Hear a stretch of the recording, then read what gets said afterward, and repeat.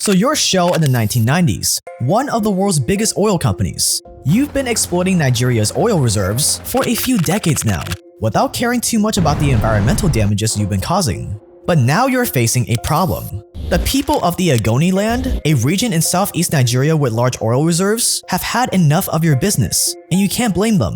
Oil spills and decades of waste dumping have polluted their water supplies. People are forced to drink cancer-causing substances with every sip of water. Plus, farming and fishing have become close to impossible. Many men can no longer feed their families. So now that you've destroyed their lands, made them sick, and killed their source of income, a few stubborn protesters want you out of their country. That's not good, because if you lose control of Nigeria, you lose out on billions in oil. So what do? You call your best friend the Nigerian government. See, during this time, Shell was so powerful in Nigeria that they had the entire military at their beck and call. Yes, a private multinational corporation had an entire country's military in their pockets. Which is kind of like if Amazon had the US military at their beck and call. And Shell wasted no time putting the Nigerian military to use. You tell the military to strike the protesters with force, no matter the cost. The results? Widespread bloodshed. A full-blown assault on protesters that could only be described by onlookers as, quotes, like an invading army that had vowed to take the last drop of the enemy's blood. 80 Nigerians dead. Almost 600 homes burnt down, all in the name of protecting Shell's bottom line in Nigeria. But Shell's fight against its opposition was far from over, and they were gonna keep fighting as dirty as possible. This is the story of how one oil giant sucked a country dry for all it's got, while leaving a wake of death, devastation, and misery in its path. This is the story of how Shell stole Nigeria.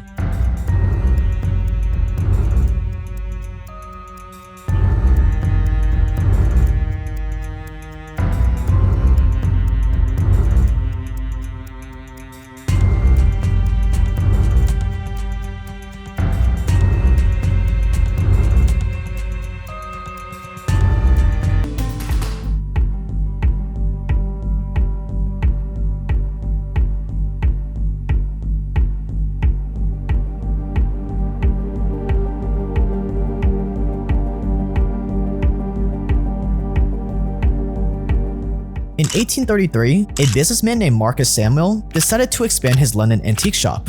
Seashells were all the rage back then, so he started to import and sell them from the Far East. When Marcus Samuel died, his two sons Marcus Jr. and Samuel took over. During a trip to the Caucasus in 1890, the region between the Black Sea and the Caspian Sea connecting Europe and Asia, the two brothers came to realize the huge potential of the oil markets, so they wasted no time and started to restructure their business. They renamed it to the Shell Transport and Trading Company due to their father's passion for seashells. The Rothschilds were active in the business. It built up a considerable position. They had a problem though. They couldn't sufficiently market their oil. They needed markets, and they were interested in markets in particular in the Far East, where their potential was very great. They knew a person who traded in the Far East, who he thought had the vision and the guts and the drive to work something out, and that was Marcus Samuel. Having met the Rothschilds, Marcus Samuel recognized that he had a fantastic opportunity to create a new global oil trading company. He also knew that it was going to be very risky and dangerous because he was going against the most powerful international company, John D. Rockefeller Standard Oil. And he knew that Standard Oil would do everything it could to frustrate and prevent this new venture from getting off the ground. By 1907, the company merged with the Royal Dutch Petroleum Company, and Royal Dutch Shell was born. They quickly became known as Shell. The finances of the company had become quite dilapidated, and finally one of Samuel's key employees told him that the only hope for survival of this company he'd created and that he really loved was to merge it with Detterding's Royal Dutch. Shell's main goal was to compete with John D. Rockefeller's oil company, Standard Oil. Rockefeller was pretty well everywhere. In fact, I suppose the nearest comparison I can think of would perhaps be IBM in the 1960s or 50s, a huge share of the world market. And therefore, if a newcomer was about to start in one particular market, he was able to squeeze them out by just slashing the prices in that one market.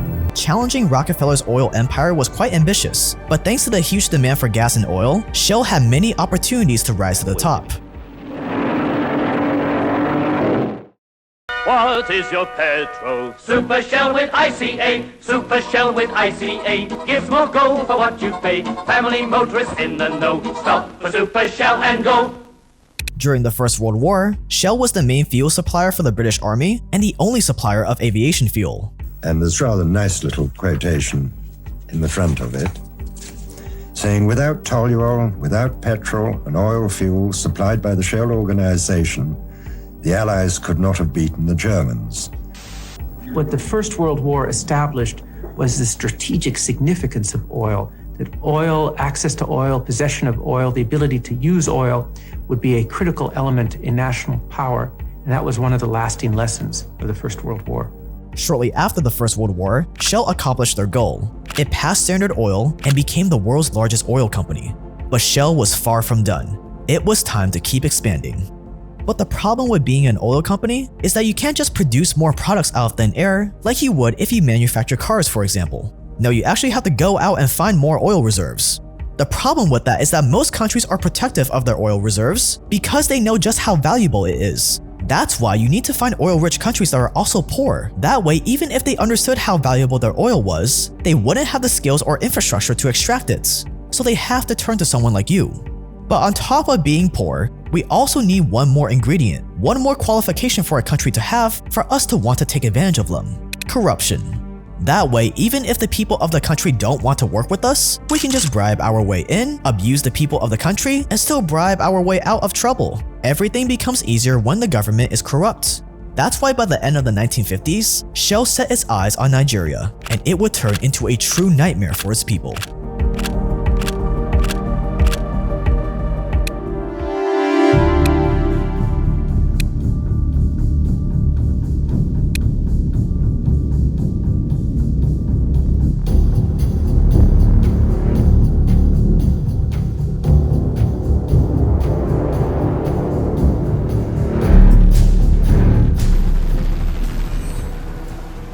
In Nigeria, you wasted no time getting to work. You form a partnership with Nigeria's government to make sure that no one comes between you and your billion-dollar profits. When wellheads explode and it pollutes the people's water supply, you just shrug your shoulders and say it's not your fault. You don't care if people's main source of drinking water has been poisoned. You don't care that farmers have to stay away from their own farms out of fear of igniting a fire. Or the few brave farmers who dare to return to their home have to literally swim through a sea of crude oil. Due to the polluted water, Nigeria's people were facing severe health risks. Families were drinking cancer-causing substances with every sip of water. It also had a devastating effect on farming and fishing. The source of income is killed off. All of this pain and suffering led to protests against Shell. They wanted Shell out. They wanted these foreigners to stop taking their wealth and destroying their home, but you were having none of it. With Nigeria's government in your pockets, you allegedly go to them and whisper in their ears, if you want us to keep lining your pockets, you better get the military to take care of those pesky protesters. And in an instant, these protesters' fates were sealed. Shell, a private multinational corporation, now had an entire standing army at its beck and call, and the result was brutal. Guns went off, grenades were thrown, as the military launched a full-blown assault against all those protesters. In the end, 80 people were killed and almost 600 homes were burned to the ground. Witnesses saw the police rushing in, quote, like an invading army that vowed to take the last drop of the enemy's blood, end quotes. Shell now had a winning formula. Whenever there was a protest, Nigeria's military would rush in to save the day. In April 1993, the military wounded 11 people who were protesting against a new pipeline. A few days later, troops opened fire on protesters at a village, killing one man. But Shell soon ran into another problem. The Nigerian military was poorly equipped to defend your oil operation. So you even allegedly provided the Nigerian military with boats, buses, and helicopters. And of course, they also get a nice paycheck for their violent services. After Nigeria's task force shot at thousands of protesters outside of Shell's compound, you feel nothing but gratitude. So you pay the responsible general and his men a nice fee, and you tell them that you're looking forward to collaborating with them more in the future. The military may rape the women, torture you, they loot our properties, and they were burning houses. But Shell's greatest enemy was still out there.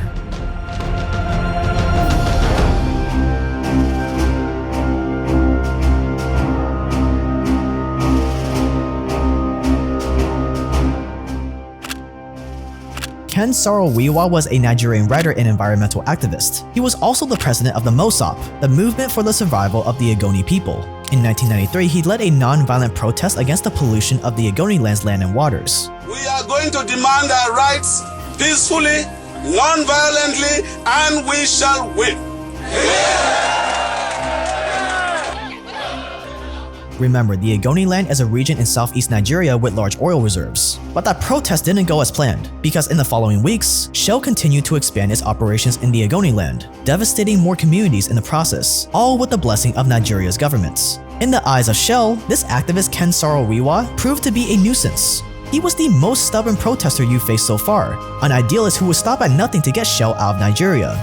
Saro-Wiwa and his MOSOP group started to sabotage Shell's infrastructure and even intimidated Shell's workers. And his strategy worked. Shell had to pause its operations in the Ogoni land for a good amount of time, and every single day the operations were paused, you were losing out on tons of profits. All because of one man. Shell had found a worthy opponent, and it needed to teach this guy a lesson.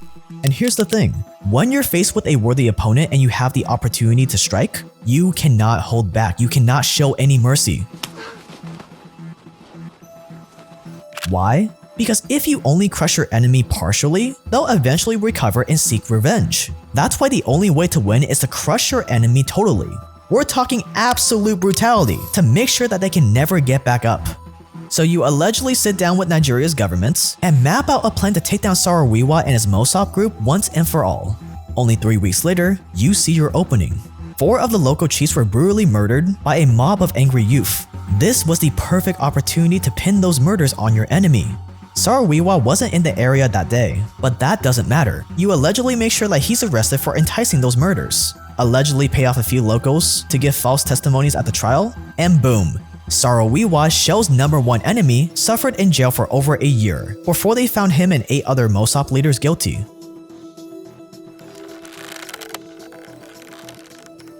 On November 10, 1995, Saro-Wiwa and the rest of the Ogoni 9 were hanged by the military.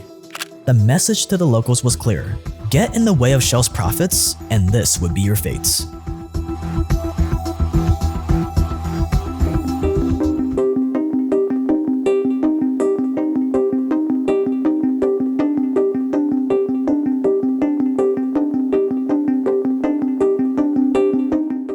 So the prison one, they called me, oh, your husband said you have to pick up his stuff.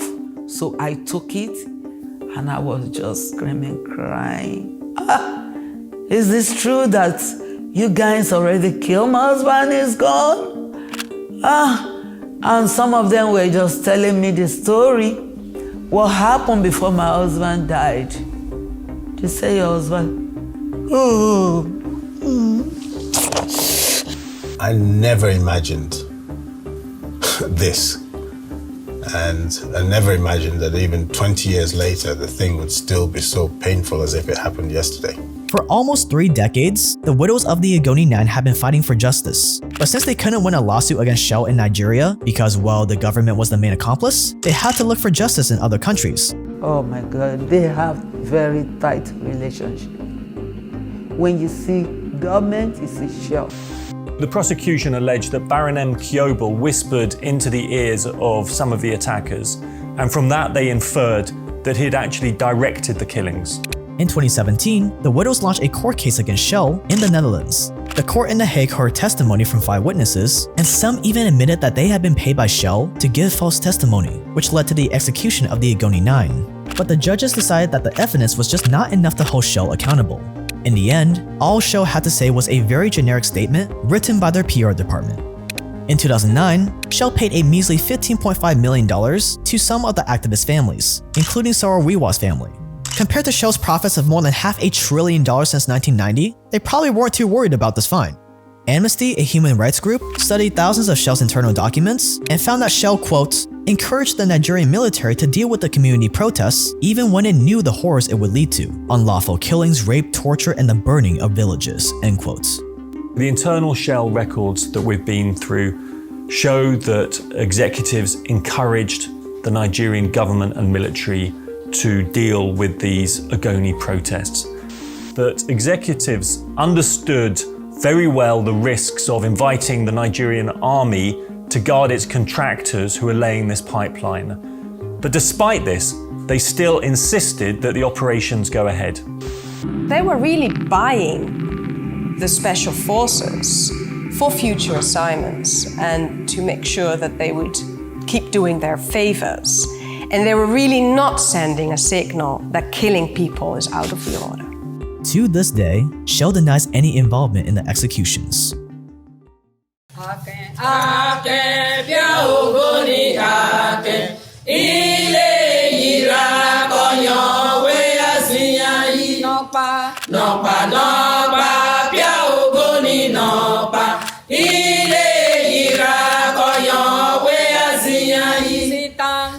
Public is a social investing app where you can easily invest in stocks, ETFs, and crypto with any amount of money, and millions of people are already taking advantage of it. Public is a serious game changer because you can follow other investors right in the app to learn what they invest in. This gives you an unheard of advantage, never before seen in investing. Now you don't have to just listen to what people say and take their word for it, but you get to see where people actually put their money. Because as they say, actions speak much louder than words. I'm also on Public, you can follow me at Jake Tran. And what's great is that the Public app is free, and there are no commissions on standard stock trades. Public always puts its investors first. They'll never sell your trades to market makers, and instead your trades are routed directly to the exchanges. And with Public, you can buy small slices of a stock, ETF, or crypto instead of the full share. There are thousands of stocks and ETFs to choose from, and over 20 different cryptos like Bitcoin, Cardano, and Ethereum. And if you go to public.com/JakeTran and create an account, you'll get a free stock worth anywhere from $3 to $1,000. That's public.com/JakeTran to get a free stock with the link below. Thanks to Public for sponsoring this video. Hope you enjoyed the video, and if you are new here, my name is Jake, and we run one of the biggest channels on YouTube for documentaries on money, power, and crime. So if you enjoyed this one, click that subscribe button below, and click that join button below too if you want longer documentaries that are even more controversial to the point where I can't post them publicly. If you join and you don't think it's worth it, there's a refund policy too. We have a very exciting one coming out that is definitely gonna get demonetized if I posted it publicly, and I'm really excited for you guys to see it. You can follow me on Instagram at jaketrend.io. That's gonna wrap it up. Stay dangerous out there, and I will see you guys in the next one.